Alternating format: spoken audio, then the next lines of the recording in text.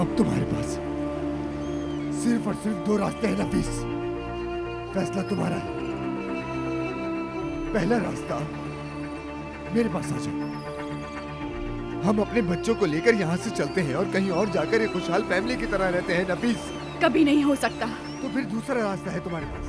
अगर तुम एक खुशहाल फैमिली बनके मेरे साथ नहीं जाना चाहती तो फिर हम सब यहाँ एक साथ मर जाते हैं। कोई नहीं मरेगा, इसको समुंदर में फेंक दो तुम। करीब मत आना, करीब मत आना।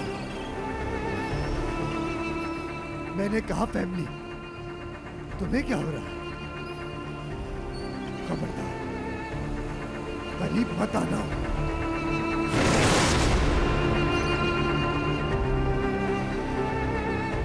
तुम इसके हाथ बांधो। नहीं। मैंने कहा हाथ बांधो नफीस। मेरे पास खोने को कुछ नहीं है, कुछ भी नहीं है मेरे पास नफीस। समझी या फिर आग लगा तुम्हें? बांधो, मैंने कहा।